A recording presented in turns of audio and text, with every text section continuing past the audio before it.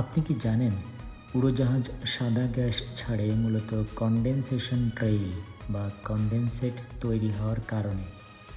এটি ঘটে যখন উড়োজাহাজের ইঞ্জিন থেকে নির্গত গরম গ্যাস এবং জলীয় বাষ্প আকাশে ঠান্ডা তাপমাত্রায় মিশে যায়। এর ফলে জলীয় বাষ্প দ্রুত জমে গিয়ে ছোট ছোট পানি বা বরফের কণা তৈরি করে, যা দেখা যায় সাদা বা ধোঁয়া মিশ্রিত রেখা হিসেবে আকাশে। এটি সাধারণত উড়োজাহাজ যখন অনেক উচ্চতায় উঠতে থাকে, যেখানে তাপমাত্রা অনেক কম থাকে, তখন সবচেয়ে বেশি দেখা যায়। অথচ ছোটোকালে মনে করতাম মোটর সাইকেলে যেমন ধোঁয়া নির্গত হয়, উড়োজাহাজের ধোঁয়াটা নির্গত হওয়ার ফলে এরকম সাদা দেখা যায়। আপনার কাছে কি মনে হতো?